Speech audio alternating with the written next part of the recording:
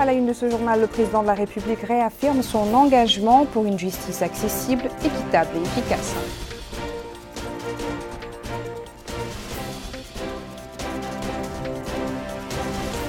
Le Conseil des ministres adopte 2 projets de décret, l'un relatif à l'Office de gestion des biens gelés, saisis et confisqués, le second relatif au plan de lotissement de Tanit dans la wilaya de l'Inchari.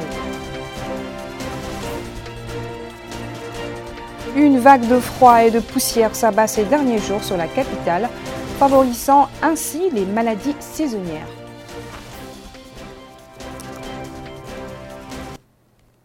Bonsoir et merci de rejoindre nous sur El Mauritania.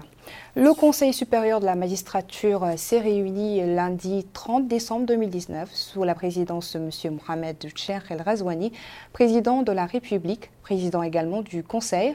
Au cours de cette session, le président de la République a rappelé le rôle central de la justice dans l'ancrage de la démocratie et dans la consolidation du processus de développement. Rabia Deda. La session 2019 du Conseil de la magistrature suprême a passé en revue toutes les questions susceptibles d'améliorer le rendement et la qualité de la justice. Les ressources humaines, matérielles et financières du département ont été analysées afin de déterminer les besoins nécessaires au fonctionnement efficient de la justice. La promotion et l'avancement des magistrats sur des critères objectifs et transparents ont constitué la base de la répartition des magistrats dans les différents grades de la magistrature.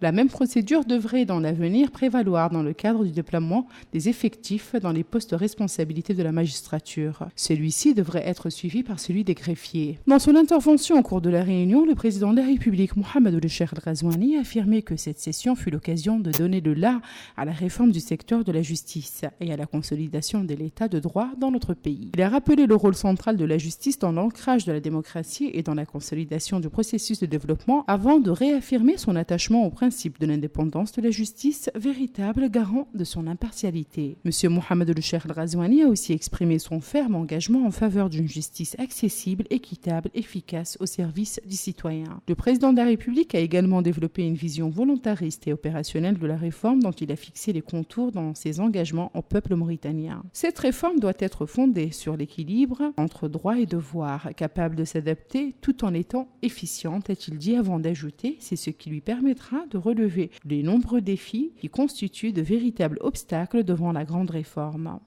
Dans ses réponses aux questions des magistrats, le président de la République a développé une approche qui met en exergue les mesures concrètes et idoines à entreprendre dans les courts et moyens termes et donner les instructions fermes pour leur mise en œuvre diligente. Le Conseil supérieur de la magistrature a annoncé que durant les semaines et mois à venir, des avancées inédites et décisives interviendront sur les questions majeures comme la rénovation et l'adaptation du cadre juridique pour répondre aux besoins d'une justice efficace et spécialisée. L'amélioration conséquent du cadre et des conditions de travail, la gestion transparente, équitable et rationnelle des carrières, la célérité des procédures, l'efficacité des juridictions et la spécialisation des magistrats, ainsi que l'accessibilité de la justice, la garantie des libertés, la lutte contre la criminalité et la protection des investissements. Le Conseil des ministres s'est réuni aujourd'hui sous la présidence de Mohamed Cheikh El Ghazouani, président de la République. Le Conseil a examiné et adopté 2 projets de décret, l'un relatif à l'Office des gestions des biens gelés, saisis et confisqués, et le second relatif au plan de lotissement de Tanit dans la wilaya de l'Inchari. Le communiqué final du Conseil des ministres avec Malika Nekli. Le Conseil des ministres s'est réuni ce jeudi 2 janvier 2020 sous la présidence de son Excellence M. Mohamed Cheikh El Ghazouani, président de la République. Le Conseil a examiné et adopté les projets de décret suivants. Projet de décret modifiant et complétant certaines dispositions du décret 2017-127 du 2 novembre 2017, portant création, organisation et fonctionnement d'un établissement public à caractère administratif dénommé Office de gestion des biens gelés, saisis et confisqués et du recouvrement des avoirs criminels. Le présent projet de décret intervient pour assurer la mise en conformité du cadre juridique de l'Office avec les dispositions de la loi sur la lutte contre le blanchiment de capitaux et financement du terrorisme et de son décret d'application, ainsi qu'avec les mécanismes liés à la coopération internationale en matière du gel, de saisie, de confiscation et de répartition des fonds collectés. Il vise également l'abrogation du décret 2016-013 bis du 21 janvier 2016 qui comporte plusieurs anomalies qui doivent être corrigées. Projet de décret portant approbation et déclarant d'utilité publique le plan de lotissement de Tanit, commune de Mhejrat, Mourata de Benishab, wilaya de Linchiri. Le plan de lotissement objet du présent projet de décret est destiné à accompagner le développement de l'activité portuaire et à valoriser cette importante infrastructure structurante dans le but de créer une dynamique économique tout en offrant une possibilité de logement sur place des populations. Le ministre des Affaires étrangères, de la coopération et des Mauritaniens de l'extérieur a présenté une communication relative à la situation internationale. Le ministre de l'Intérieur et de la décentralisation a présenté une communication relative à la situation intérieure. Le ministre des Affaires islamiques et de l'enseignement originel a présenté une communication relative à l'état d'avancement du plan d'action de son département.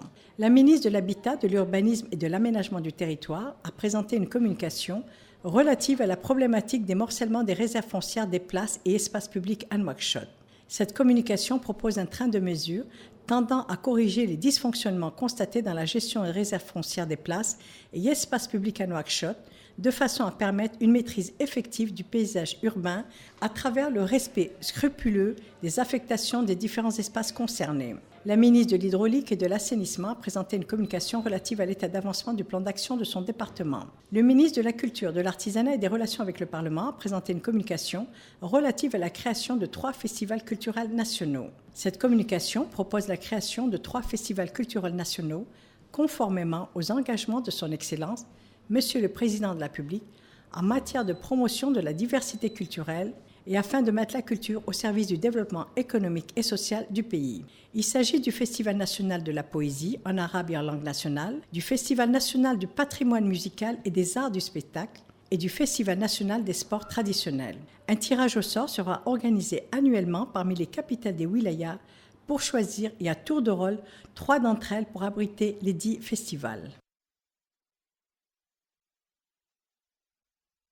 Voilà, lors du point de presse hebdomadaire de porte-parole du gouvernement, le Dr Sidi Ould Salem, ministre de l'Enseignement supérieur, de la Recherche scientifique, des technologies de l'information et de la communication et ses homologues de l'habitat, de l'urbanisme et de l'aménagement du territoire et de l'hydraulique et de l'assainissement ont commenté les résultats du Conseil des ministres.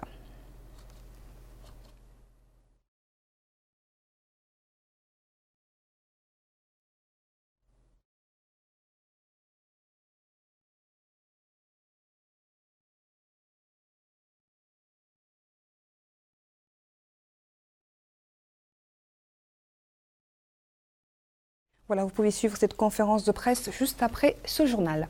C'est au nom du président de la République, Mohamed Ould Cheikh El Ghazouani, que le ministre de l'Équipement et des Transports, Mohamedou Ahmedou Mhaimid, a décoré aujourd'hui les fonctionnaires de son département, et ce à l'occasion des festivités marquant le 59e anniversaire de l'indépendance nationale. Retour à Malika Negli. C'est au nom du président de la République, son Excellence M. Mohamed Ould Cheikh El Ghazouani, que le ministre de l'Équipement et des Transports, M. Mohamedou Ahmedou Mhaimid, a décoré des fonctionnaires de son département, et ce à l'occasion des festivités marquant le 59e anniversaire de l'indépendance nationale. Il s'agit des fonctionnaires suivants.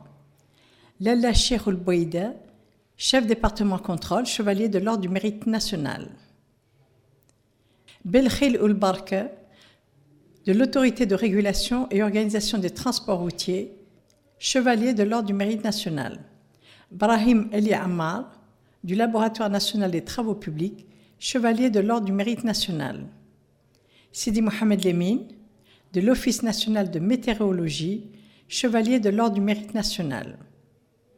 Mohamed Lamine Lekoueri, de l'Agence nationale de l'aviation civile, médaille d'honneur première classe.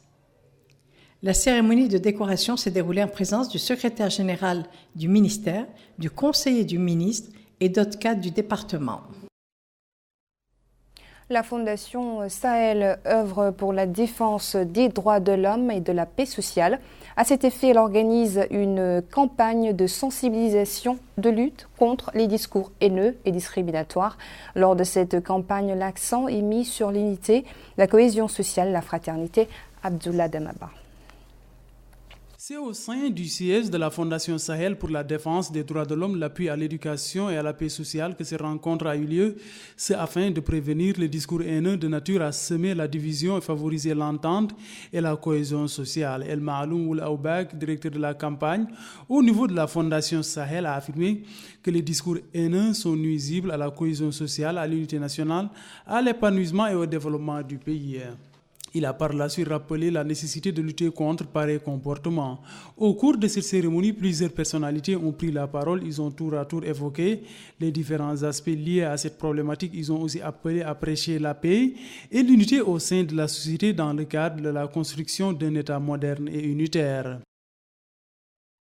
L'Institut mauritanien d'innovation et de transfert de technologie a organisé au Musée national une journée porte ouverte pour faire la lumière sur les résultats les plus importants obtenus au cours des dernières années. À cette occasion, le directeur général de l'Institut, le Dr Saïd Ould Aswana, a indiqué que l'Institut dispense des programmes de haute qualité qui contribuent à développer les performances des étudiants et à les former avec succès dans diverses disciplines. De son côté, le responsable des affaires académiques de l'Institut, Souleymane Atrouri, a fourni un ensemble de conseils qui bénéficieront aux étudiants au cours de leur cursus académique et dans l'acquisition de connaissances dans de bonnes conditions. Cette journée porte ouverte a été marquée également par l'intervention de professeurs et d'universitaires. Peu de personnes partent consulter un psychologue quand ils font face à des troubles du comportement. Pourtant, en Mauritanie, la Mauritanie dispose d'une structure adaptée à prendre en charge de telles pathologies. Il s'agit du centre hospitalier des spécialités. Plus de détails avec Bokar Bailaba. Anxiété, déprime, fatigué, découragé, démotivé, autant de situations qui peuvent survenir dans la vie de chacun de nous. Mais combien d'entre nous sont allés consulter un psychologue, peu ou prou? Aller parler à quelqu'un, qu'il soit psychologue, est une décision qui peut être difficile à prendre et qui s'élabore peu à peu. Ainsi, il existe une structure sanitaire dédiée à cet effet. Il s'agit du centre hospitalier de spécialité implanté à Nouakchott. La structure est à l'écoute des citoyens confrontés à des problèmes psychologiques. Ici, on reçoit, on écoute et on traite toutes les formes de problèmes liés aux dépressions ou autres formes de chocs psychologiques. Dr Mohamed Emin Cheikh Sidou Mohamed est un psychologue. Il explique que les problèmes psychologiques doivent être considérés comme les autres pathologies. Il précise que tout problème psychologique n'est pas forcément de la folie ou démence. Le médecin affirme que les problèmes psychologiques surviennent lorsque les individus sont confrontés à des drames personnels, familiaux, ou ayant vécu des dures réalités de la vie quotidienne, d'où des troubles psychologiques qui mettent à rude épreuve leur quotidien. Les problèmes psychologiques sont passagers ou durables, mais la thérapie adaptée existe. En d'autres termes, on peut s'en sortir. Ainsi, cet homme affirme qu'il était confronté à une dépression. À force de suivre un traitement organisé et adapté, il s'en est bien sorti. Il a retrouvé les siens et qu'il ne fait pas l'objet de méfiance dans son entourage. Cette femme affirme qu'il est étonnant de rester une année sans aller consulter un psychologue. Elle ajoute qu'il existe une grande confusion dans notre société. Beaucoup de gens confondent problèmes psychologiques et folie, alors que les deux situations sont différentes. Cet homme va encore plus loin. Il ne comprend pas pourquoi les gens ne vont pas consulter un psychologue quand ils sont confrontés à des chocs, alors qu'ils sont prompts à faire recours aux guérisseurs. Il ajoute qu'il n'y a aucune honte d'aller voir un psychologue. Peur, tabou et idées reçues prédominent encore lorsqu'on évoque les troubles psychologiques. Le changement de mentalité s'impose alors comme le remède incontournable. Nous en parlions en titre, une vague de froid et de poussière s'abat sur la capitale, ce qui n'est pas sans conséquence sur la santé des populations. En cette période propice aux maladies saisonnières, se vêtir et se nourrir correctement est une nécessité. Boka Bailaba. La ville de Nouakchott est enveloppée par une vague de froid et d'un manteau de poussière. Et pour cause, la baisse brutale de température qui survient juste à la fin d'une année et le début d'une autre. Pour parer à cette situation naturelle, certains citoyens se ruent sur les vêtements pour rester au chaud, d'autres sur les fruits pour se faire plein de vitamines. Les citoyens savent qu'en cette pareille période, Les températures baissent sensiblement, mais pas à tel point et de telle ampleur. Ainsi, ce citoyen affirme que ce froid associé à la poussière est très désobligeant. Il explique que les gens doivent s'occuper bien de leur corps en se lavant constamment. Cet homme valide aussi de son avis. Il affirme que ce froid doit inciter les gens à se protéger en veillant à la qualité de leur habillement et de leur nourriture. Ce citoyen explique que les gens doivent se protéger comme il se doit. Il explique qu'il existe plusieurs moyens pour cela, le port de turbans, des vêtements d'une grande épaisseur, entre autres. Cette recrudescence de froid accompagnée de poussière n'est pas sans conséquence sur la santé publique. Ainsi, les citoyens se rient dans les structures de santé. Dr Mustafa Mohamed, exerçant à la polyclinique de Nouakchott, explique que la période est propice à la recrudescence des maladies dites saisonnières, rhume, grippe, fièvre, entre autres. Il souligne la nécessité de se protéger contre ces désagréments en protégeant les enfants lorsqu'ils sont en partance à l'école avec des habits adaptés. Il ajoute que cela concerne aussi les adultes et les personnes âgées pour rester au chaud. Par temps froid, voire très froid, il est important d'adopter des mesures de protection à l'extérieur, mais aussi chez soi. En d'autres termes, ce froid nous incite à prendre des précautions maximales. En cette période de vacances scolaires qui coïncide avec le début de l'année, les rues et artères principales de la capitale ne sont pas en proie à l'effervescence habituelle, ce qui n'est pas sans conséquence, sans impact sur l'activité économique. Abdoul Adamaba. La capitale tourne au ralenti au lendemain de la fête du Nouvel An. D'habitude, les principales artères de la ville grouillent de monde durant 16 heures de la journée. En plus, les mouvements des véhicules sont assez faibles comparés aux précédentes journées marquées par une intense activité. Cette situation impacte l'activité économique qui a ainsi subi le contre-coup de ces vacances de fin d'année qui constituent une période choisie par certains pour partir se reposer. Ce citoyen dit que cette période est un moment de transition marqué par la fin de l'année 2019 et le début d'une nouvelle année. La plupart des commerces et sociétés sont en train de procéder à des inventaires, ce qui, dit-il, pourrait durer 1 voire 2 mois. Cet autre citoyen affirme qu'avec le début de cette nouvelle année, la plupart des gens sortent de la capitale pour se reposer. La ville tourne au ralenti. Il poursuit pour indiquer que le programme du gouvernement pour la nouvelle année n'a pas encore été mis en œuvre et l'argent n'a pas encore été injecté sur le marché, ce qui, conclut-il, explique cette situation. Quant à ce monsieur, il souhaite la paix, la santé pour cette nouvelle année au profit de tous les Mauritaniens. Tout cela, dit-il, dans un climat de fraternité. Ainsi prend fin ce journal. Le rappel des titres avant de clore. Le président de la République réaffirme son engagement pour une justice accessible, équitable et efficace.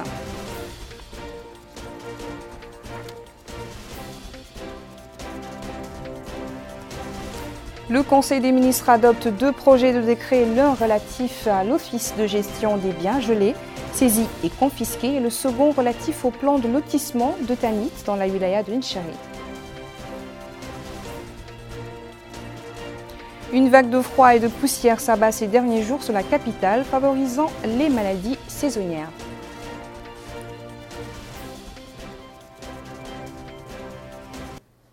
Merci et très bonne suite de programme sur El Mauritania. Bonsoir.